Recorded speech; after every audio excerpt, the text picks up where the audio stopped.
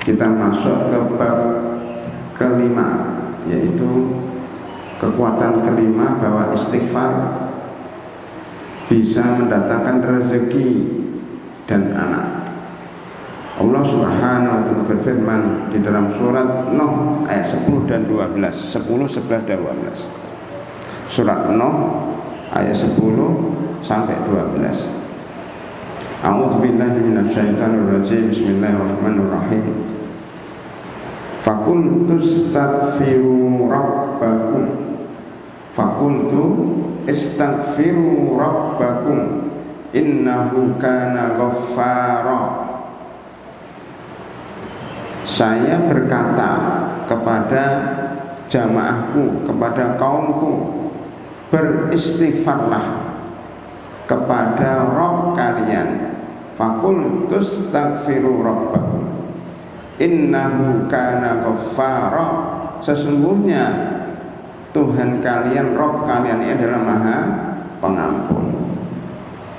Ini perintah dari Nabi Nuh kepada umatnya agar meminta ampun kepada Rabbakum. Di sini tidak menggunakan Allah, tidak menggunakan lafaz Allah, tapi menggunakan lafaz Rabbakum. Bedanya apa? Kalau Allah Subhanahu wa ta'ala itu maknanya ilah, sesuatu yang disembah, sesuatu yang kita gantungkan kepadanya, sesuatu yang kita minta kepadanya. Iyyaka na'budu wa iyyaka nasta'in. Itu Allah. La ilaha illallah adalah maknanya tiada ilah yang berhak disembah kecuali Allah. Tiada ilah yang berhak kita mintai pertolongan kecuali kepada Allah Subhanahu wa ta'ala. Jadi kita minta pertolongan, meminta bantuan, berdoa, bertawakal, takut, ya, yakin, menyandarkan diri, ya, itu hanya kepadanya saja. Itu makna la ilaha illallah. Jadi kita tidak minta kepada yang lain. Adapun Rabbakum maknanya adalah Tuhan yang menurunkan hujan, Tuhan yang menciptakan alam semesta, Tuhan yang memberikan rezeki dan anak, Tuhan yang memberikan kesehatan kepada kita, yang menghidupkan, yang mematikan, yang menciptakan langit, bumi, ya, bulan, bintang, matahari, laut, dan lain-lain. Itu namanya Tuhan. Teringkas di dalam surat Al-Fatihah ayat 1. Alhamdulillahi Rabbil Alamin. Alhamdu itu adalah pujian. Lillah hanya kepada Allah. Pujian, sesembahan, ya, apapun bentuknya itu kepada Allah. Itu namanya tauhid uluhiyah, yaitu la. Jadi la ilaha illallah itu teringkas dalam ayat alhamdulillah. Maka kita tidak boleh memuji selain Allah Subhanahu wa ta'ala. Seandainya memuji orang, kembalikan kepada Allah. Dari situlah alhamdulillah itu berarti pujian. Kita ini lemah, kita ini makhluk yang banyak salahnya. Allah maha sempurna. Subhana rabbiyal. Jadi alhamdulillah itu nanti diwakili subhana rabbiyal azimi, subhana rabbiyal azimi, subhana rabbiyal a'la, subhana rabbiyal a'la, sami'allahu liman hamidah. Itu maknanya sama semuanya, ya. Sama dengan subhanallah wa bihamdihi adada khalqihi, ya, wa zinata arsihi wa ridha nafsihi wa midada kalimatihi. Sama, segala pujian, segala penyembahan hanya kepada Allah. Lah, sholat itu sebenarnya memuji Allah, berzikir, namanya zikir. Termasuk habis sholat kita mengucapkan subhanallah, alhamdulillah, Allahu akbar, la ilaha illallah, semuanya tauhid. Itu mewakili alhamdulillah. Begitu juga, ya, kalau kita mengucapkan la ilaha illallah wahdahu la syarikalah, itu semuanya mewakili alhamdulillah. Kemudian setelah alhamdulillah apa? Rabbil alamin. Setelah alhamdulillah itu baru Rabbil alamin. Rabbil alamin. Kenapa Allah dipuji? Karena Dia menciptakan alam, karena Dia menciptakan manusia, menciptakan langit, bumi, matahari, bintang dan bulan. Alhamdulillah Rabbil alamin. Sama kalau kita memahami la ilaha illallah wahdahu la syarikalah titik lahul mulku walahul hamdu. Lahul mulku berarti Dia memiliki kekuasaan. Jadi alhamdulillahirabbil alamin sama dengan la ilaha illallah wahdahu la syarikalah lahul mulku walahul hamdu wa huwa ala kulli syai'in qadir. Kita menyembah Allah itu karena Allah mampu, karena Allah menciptakan kita. Kayak kita seorang anak minta sama bapaknya, "Pak, saya minta uang." Karena bapaknya punya uang. Gitu. Nggak mungkin kita minta uang sama orang yang miskin, "Saya minta uang sama kamu," dia nggak mampu. Itu makna alhamdulillahirabbil alamin. Kita menyembah Allah. Kenapa menyembah Allah? Karena Allah Maha ala kulli syai'in qadir. Itu sekilas untuk menjelaskan kenapa faqultu astaghfiru rabbakum. Karena kita minta ampun kepada Tuhan kalian, kepada Tuhan Allah. Innahu kana ghafara, karena Beliau Maha Pengampun. Jangan seperti orang yang meminta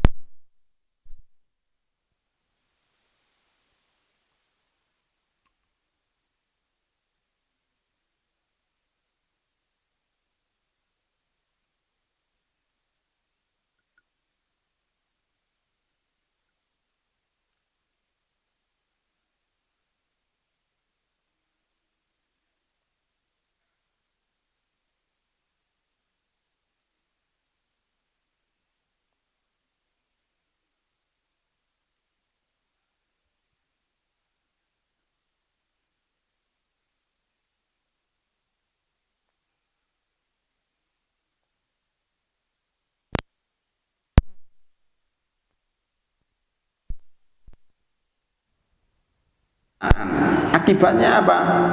Yursilis samaa 'alaikum midrara. Kalau kita minta ampun kepada Allah Subhanahu wa taala atas segala dosa kita, maka Allah akan menurunkan yursilis sama. Yursil itu mengirim, sama itu langit. Bukan mengirim langit maksudnya, mengirim air dari langit. Rezeki kita itu di langit. Rezeki kita itu di langit dan di bumi juga. Tapi yang paling utama rezeki itu di langit. Jadi yursilis samaa 'alaikum midrara. Dia akan menurunkan kepada kalian air yang terus menerus. Air di dalam Al-Quran maknanya rezeki. Air dalam Al-Quran maknanya rezeki. Hujan maksudnya hujan dalam Al-Quran maknanya rezeki, kecuali kalau hujan itu diterangkan namanya hujan batu. Fa'amtara alaihim mataran, itu maksudnya hujan batu. Kalau dalam kisah Nabi Lot, kaumnya yang melakukan penyimpangan ya, yang mereka melakukan LGBT itu, lesbian gay, itu diturunkan hujan batu, hijaratan minas sama. Tapi kalau hujannya mutlak, kami turunkan hujan berarti rezeki. Kenapa hujan disebut rezeki?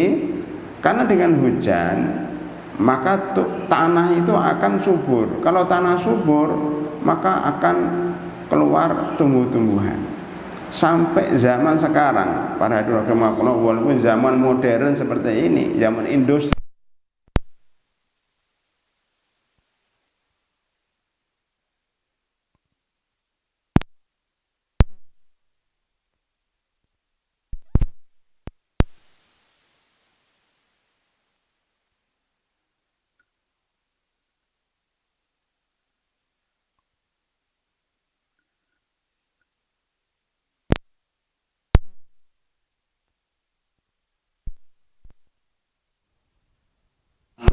ada telur yang palsu.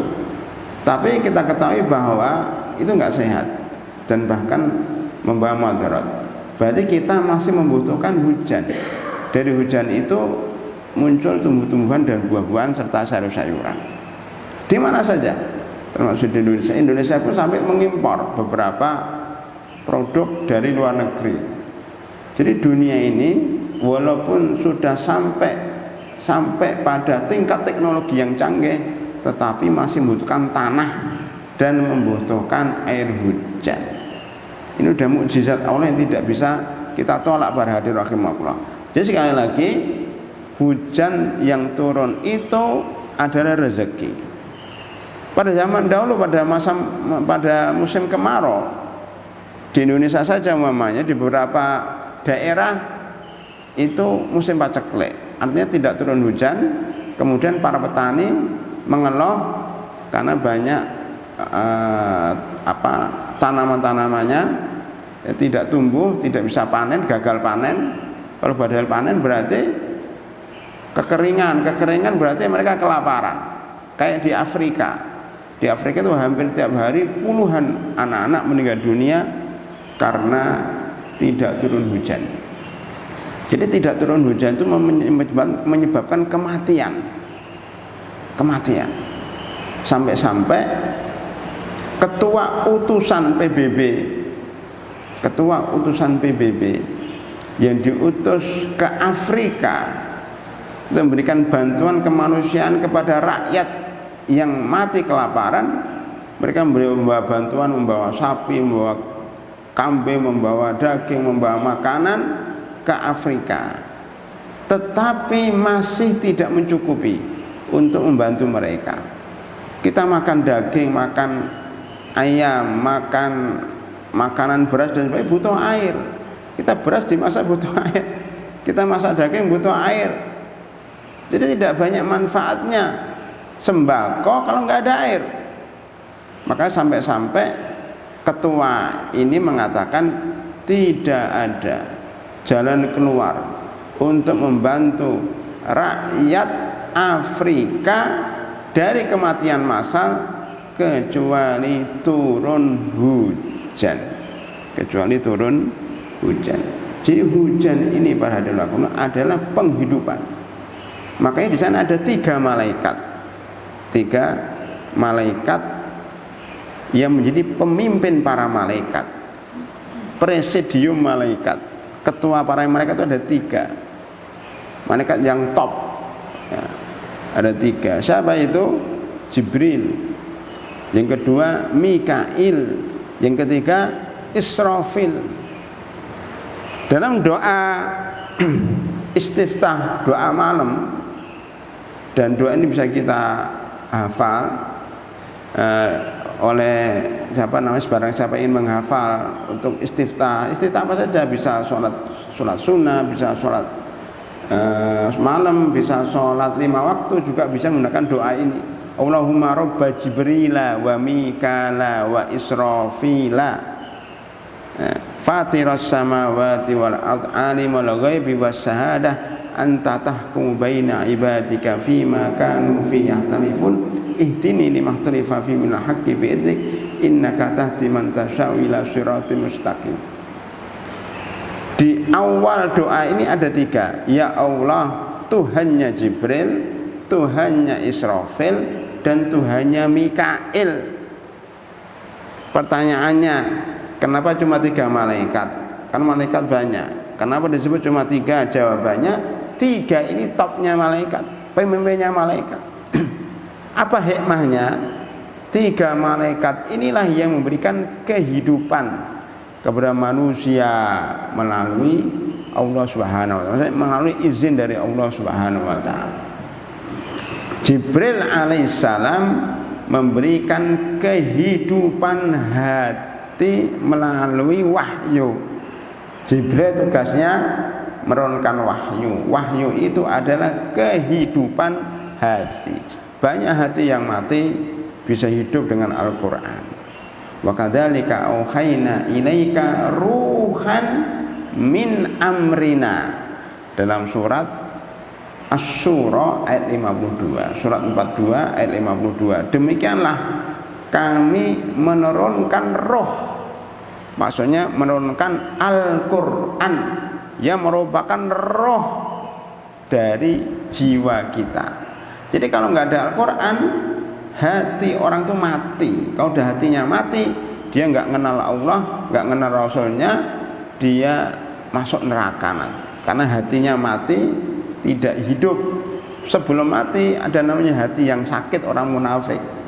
Maka dengan hadirnya Bapak dan Ibu sekalian ke masjid ini, sebenarnya lagi menghidupkan hati, kulaan roh, lagi memborong belanja roh supaya hatinya nggak mati. Isinya cek kesehatan, cek kesehatan hati itu dengan ke masjid dan mengikuti kajian. Oh, saya hatinya nggak mati Ustadz, memang hatinya nggak mati, tapi perlu dicek lagi ngisi bensin kalau mobil itu ya.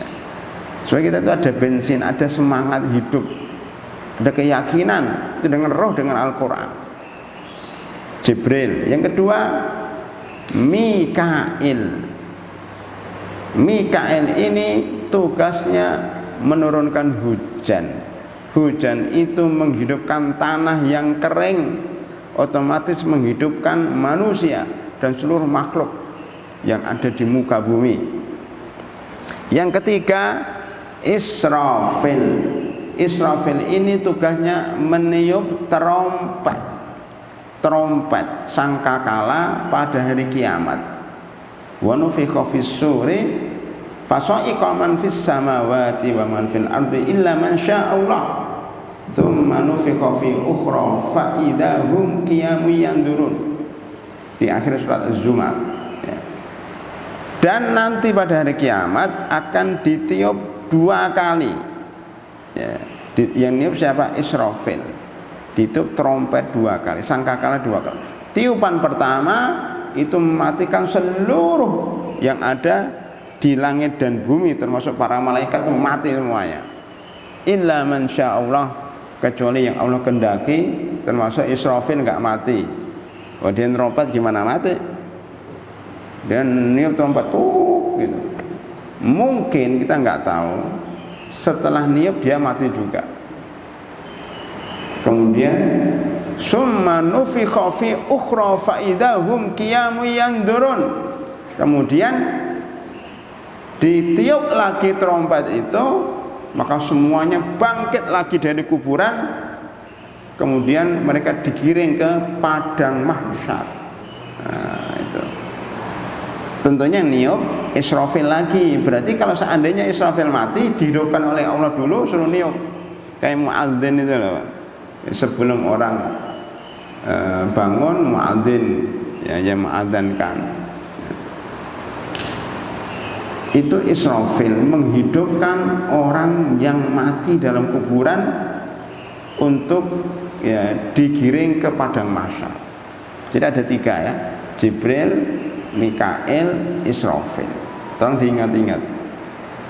Maka ada sebagian ustadz mempunyai anak, mungkin teringat hadis ini ya, itu akhirnya anaknya dinamakan Jibril, Israfil dan Mikail.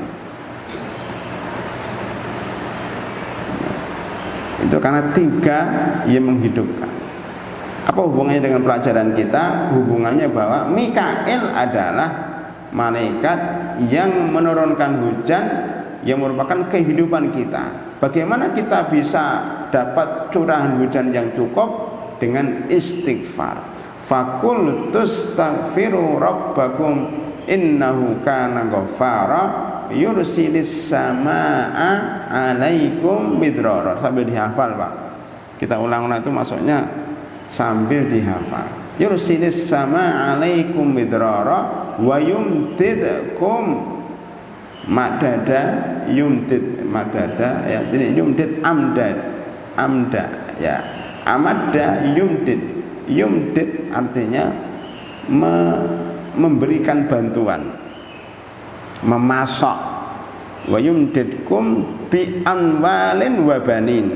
Setelah turun hujan, ini kalau urutannya gitu ya, setelah turun hujan orang bisa hidup, karena makan sayuran, makan beras, makan nasi, ya, makan sayur-sayuran, tumbuh-tumbuhan, buah-buahan, barulah datang uang. Jadi dijual, datang uang, ya, dapat untung dari penjualan buah-buahan, penjualan beras dan sebagainya, dapat uang. Atau orangnya sakit karena nggak makan, datanglah beras, dia makan buah-buahan, makan sayur, sehat, setelah sehat dia bekerja, dapat uang. Itu urutannya begitu. Setelah dia dapat uang, dia menikah, ya, dia menikah, kemudian makannya bergizi, ya, istrinya juga diberi makan bergizi dengan buah-buahan juga. Wa yumdidkum bi anwalin wa banin, kemudian punya anak. Jadi nggak punya anak itu mungkin karena nggak makan buah-buahan, ya, kurang gizi, barangkali begitu salah satu penyebabnya, ya. Atau salah satu penyebabnya karena mungkin kurang air, ya. Jadi ini kan air hujan, mungkin hujan-hujanan, perlu hujan-hujanan supaya nggak stres, ya. Ini bisa diurutkan. Saya ulangi, faqultu astaghfiru rabbakum innahu kana ghaffara yursilis samaa'a 'alaikum midrara wa yumdidkum bi amwali wa banin wa yaj'al lakum jannatin wa yaj'al lakum anhara ma lakum la tarjuna lillahi waqara. Fakultu, kami berkata kepada kaumku, beristighfarlah, karena beristighfarlah kepada Tuhan kalian, sesungguhnya Dia itu Maha Pengampun. Jadi kita itu harus pertama kali minta ampun kepada Allah dan terus-menerus mengucapkan Asmaul Husna, salah satunya Ghaffar, Ghafurur Rahim, ya. Maka Allah akan menurunkan hujan. Dengan hujan itulah muncul tumbuh pohon-pohon, buah-buahan, ya, kita bisa makan. Kemudian datanglah rezeki berupa uang, ya, harta, dan akhirnya punyalah anak. Itu urutannya, punyalah anak. Jadi istighfar itu pertama bisa menurunkan hujan, dua bisa mendatangkan rezeki, tiga bisa mendatangkan anak. Itu dari sisi urutannya, Pak, ya. Sekarang kita lihat apa hubungannya punya anak dengan istighfar. Ini banyak bertanya. Secara ilmiah bagaimana menerangkan antara istighfar dan punya anak? Para hadirin rahimakumullah, untuk mempunyai keturunan itu, ya, perlu ketenangan. Itu dari ilmu psikologi, ya, perlu ketenangan. Orang yang tidak pernah tenang, hidupnya galau, hidupnya dalam kesedihan yang terus menerus, dia potensi susah punya anak, tidak subur.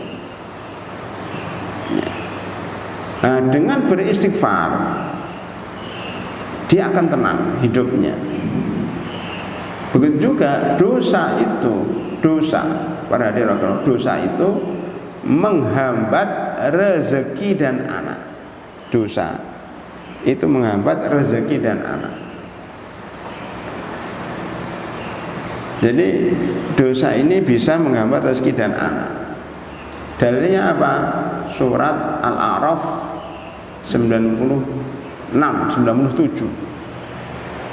Walau anna ahlal qura amanu wattaqau lafatahna alaihim barakatim minas sama'i wal ard. Seandainya penduduk negeri ini beriman dan bertakwa, maka akan kami turunkan keberkahan dari langit dan bumi. Walakin kadzabu, tetapi mereka berbuat dosa, mendustakan ayat-ayat Allah. Fa'aqadnahum bima kanu yaksibun, maka kami turunkan azab. Jadi dosa itu pertama menghalangi rezeki, kedua menyebabkan turunnya azab. Berarti istighfar itu bisa mendatangkan rezeki dan anak dan bisa menolak bala. Wa ma kana Allahu liyu'adzibahum wa anta fihim wa ma kana Allahu mu'adzibahum wa hum yastaghfirun, surat Al-Anfal. Ya, 33 atau 24 lupa. Allah itu tidak akan mengazab kalian selama ada Nabi Muhammad SAW masih hidup. Dan Allah tidak akan mengazab kalian selama kalian beristighfar. Dan Allah tidak mengazab mereka selama mereka beristighfar. Jadi istighfar itu menolak bala. Ini kan kita bahas pada pertemuan berikutnya. Jadi para hadirin rahimahullah, kesimpulannya surat Nuh ayat 10 sampai 12 menunjukkan bahwa istighfar dan banyak membaca Asmaul Husna itu menyebabkan turunnya hujan. Dan turunnya hujan menyebabkan datangnya uang. Dan semuanya itu akan memudahkan orang mempunyai keturunan. Wa yaj'al lakum jannatin wa yaj'al lakum anhara. Bukan hanya itu saja, Allah menambahkan akan diberikan taman-taman yang indah dan sungai-sungai akan mengalir. Jadi ini kesempurnaan hidup. Hidup itu tidak sekedar hujan, tidak sekedar harta, tidak sekedar anak, tapi perlu pemandangan yang indah, taman-taman, perlu air sungai yang mengalir. Maka rata-rata surga itu disifati dengan tajri min tahtihal anhar. Ada dua penyebab. Penyebab pertama karena orang Arab, orang Quraisy, waktu ayat diturunkan itu hidupnya di padang pasir, nggak pernah lihat air, kering kerontang. Maka iming-imingnya kalau beramal soleh adalah surga. Jannah itu artinya kebun yang pohonnya rindang sampai nggak kelihatan orangnya. Karena jannah sendiri itu artinya tersembunyi, sehingga dia tidak kepanasan karena di atas.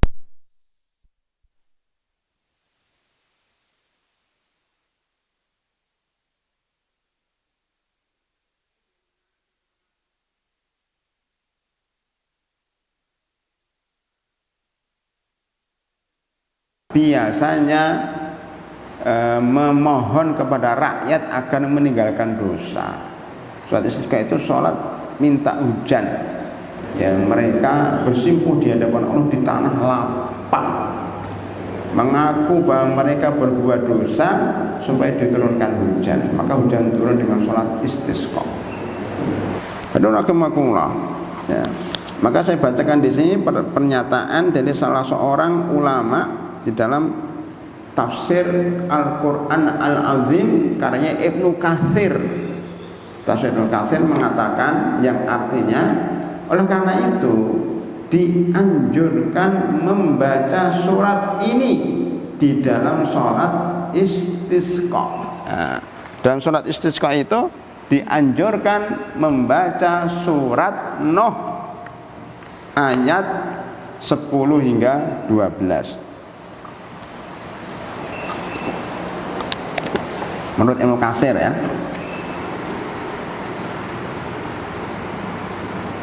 Dan demikianlah yang diriwayatkan dari Amirul Mukminin Umar bin Khattab, bahwa beliau naik mimbar untuk berdoa meminta hujan. Umar bin Khattab naik mimbar berdoa meminta hujan, tidaklah ada yang diucapkan kecuali beristighfar. Enggak banyak ngomong, cuma astagfirullah, astagfirullahalazim, alladzi la ilaha illa huwal hayyul qayyum wa atubu ilaih. Astagfirullah, astagfirullah. Dan ayat-ayat yang berkenaan dengan istighfar termasuk surat Nuh ayat 10 hingga 12. Kami mohon jamaah kuliah subuh yang berbahagia yang dihormati Allah SWT, belajar udahlah, jangan banyak-banyak dulu, dikit tapi dihafal. Jangan lupa surat Nuh ayat 10 hingga 12. Dah ini aja. Ditulis, ditempel di tempat tidur ya, di ruangan tidur atau di ruangan tamu, supaya dihafal tiap hari. Kalau sudah dihafal, dikletek diganti ayat lain yang mau dihafal. Jadi tujuannya bukan untuk dihiasin, ini kan ada hiasan ini, tapi tujuannya untuk dihafal. Lah ini tolong jamaah Masjid Istiqomah harus hafal ini. Kalau nggak hafal dihapus aja Pak. Wallahul ladzi la ilaha illahu al-malikul quddus salamul mu'minul muhaiminul azizul jabbarul mutakabbir subhanallahi amma yusyrikun. Dari sini ya. Bismillahirrahmanirrahim. Wallahul ladzi la ilaha illahu alimul ghaibi wasyahadah warrahmanur rahim. Ya Pak ya. Wallahul ladzi la ilaha illahu. Ini ayat-ayat hebat ini sebenarnya Pak ya. Al-Malikul Quddus As-Salamul Mu'minul Muhaiminul Azizul Jabbarul Mutakabbir Subhanallah ya amma yusyrikun. Wallahul Khaliqul Bari'ul Musawwiru lahul asma'ul husna yusabbihu lahu ma fis samawati wal ard wa huwal azizul hakim. Ya, seluruh jamaah Istiqomah wajib menghafal 3 ayat ini.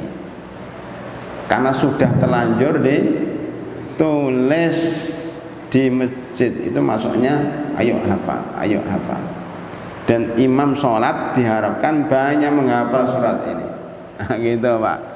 Bapak-bapak, kalau kita nggak bisa menghafal Al-Quran tidak apa-apa, minimal menghafal ayat-ayat favorit. Ayat favorit hari ini surat Nuh ayat 10 hingga ayat 12. Ditulis di dinding-dinding, dihafal. Mudah-mudahan Allah Subhanahu wa taala memberikan rahmat dan rezeki kepada kita semuanya. Ayat favorit kedua, ayat ini akhir surat Al-Hasr.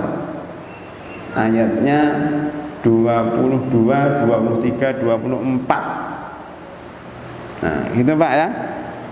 Jadi tidak harus menghafal Al-Quran, susah menghafal Al-Quran itu. Ini aja lah. Diulang. Wah ini tuh kalau dalam bahasa orang Indonesia itu mantra, jimat yang menjadi kekuatan hidup kita. Bukan jimat-jimat yang dibaca orang-orang nggak jelas itu, bahasanya aja. Ini kekuatan kalau dalam bahasa agamanya hisnul muslim, benteng seorang muslim, atau bahasa ulama lain silahul mukmin, senjatanya orang beriman itu berdoa. Ayat-ayat Al-Quran. Bukankah setan, jin, demit, pocong itu lari ketika dibacakan ayat kursi ya, dibacakan akhir surat Al-Baqarah, dibacakan muawwadatani, dua surat di mana kita berlindung dari setan dan jin, yaitu surat Al-Falaq dan surat An-Nas. Itu minimal kita itu ngaji itu Pak, minimal membaca, menghafal ayat-ayat tertentu. Jadi jangan sampai kita belajar ngaji pulang apa yang disampaikan Ustaz pokoknya bagus, apa itu pokoknya bagus, nggak tahu isinya, pokoknya bagus. Apa yang disampaikan surat Nuh ayat 10 sampai 12, oh langsung sampai hafal, sampai ngelotok. Itu tujuan kita ngaji itu, diterapkan, dihafal, diulang sehari-hari. Oh berarti luar biasa hasilnya, insya Allah. Itu Pak ya. Jadi ngaji kita hari ini surat Nuh ayat 10 sampai ayat 12 ditambah dengan perkataan para ulama. Ayat ini ternyata juga dipakai oleh Umar bin Khattab ketika meminta hujan. Artinya Bapak kalau ada kesulitan, ada masalah keluarga, masalah di kantor, masalah hidup, baca ayat ini 10 kali pagi hari, 10 kali sore hari ya. Umpama tidak ditentukan jumlahnya, tapi bacalah sebanyak-banyaknya. Insya Allah dengan izin Allah Pak, kalau bacanya direnungkan baik-baik, diresapi, diyakini, insya Allah akan kita melihat keajaiban di dalam hidup kita. Nah, gitu. Ini menambah iman kita Pak ya. Tolong dipraktekkan insya Allah. Jadi rahimakumullah, Berkata Imam Qurtubi, ya, ini Imam Qurtubi juga menceritakan dalam tafsirnya, ya, saya bacakan artinya. Berkata Ibnu Syabih, ada seorang laki-laki mengadu kepada Al-Hasan Al-Basri, seorang tabi'in, tentang kegersangan bumi. Maka beliau berkata kepadanya, beristighfarlah kepada Allah. Mengadu kegersangan bumi, beristighfar. Kemudian ada lagi yang datang kepada beliau bertanya, doakan aku agar Allah memberikan aku anak. Kata Hasan Al-Basri, beristighfarlah. Itu. Kemudian ada yang mengadu kepadanya tentang kekeringan kebunnya. Kalau sekarang itu perkebunannya lah terbakar atau apa, ya, atau rugi, ya, nggak panen. Maka Hasan Basri mengatakan beristighfarlah. Jadi tidak ada yang beliau ditanya dikeluhkan kecuali beristighfar. Nggak usah Hasan Al-Basri lah, ya, Ustaz zaman sekarang sering dikonsultasikan oleh jamaah. Saya termasuk yang banyak di WA, dikirimi WA dari jamaah, Ustaz saya punya masalah ini, Ustaz saya punya masalah ini, saya punya masalah ini. Maka jawabannya beristighfarlah. Nah, singkat jawabannya beristighfarlah dengan membaca surat Nuh ayat 10 sampai ayat 12. Itu para hadirin rahimakumullah, ya. Jadi inti dari pembahasan kita adalah itu. Nah, ini yang saya sampaikan tadi, Hud yang disinggung oleh Imam Qurtubi adalah surat Hud ayat 3, wa anistaghfiru rabbakum summa tubu ilaih yumatti'kum mata'an hasanan ila ajalin musamma. Boleh kalau surat Nuh sudah hafal, lari ke surat Hud. Nuh itu nabi, Hud itu nabi. Ini surat-surat nabi, ya. Surat Hud, surat yang ke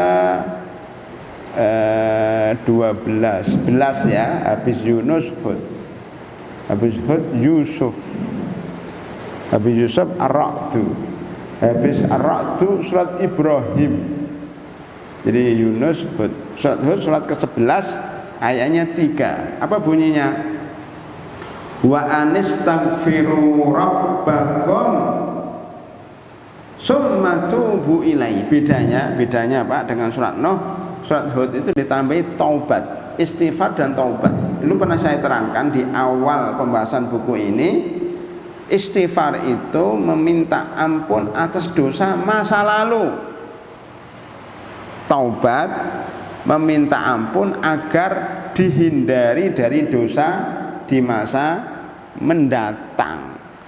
Istighfar dan taubat bedanya seperti itu. Tetapi kalau disebut istighfar saja, maksudnya juga taubat. Kalau disebut taubat saja, maksudnya juga istighfar. Nah, dalam surat Hud ayat 3 ini disebut dua-duanya. Wa anistaghfiru rabbakum summa tubu ilaih. Beristighfarlah dan bertaubat.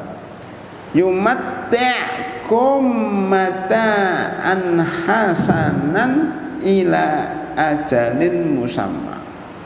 Nah, ini mau kita bahas ini. Yumatti',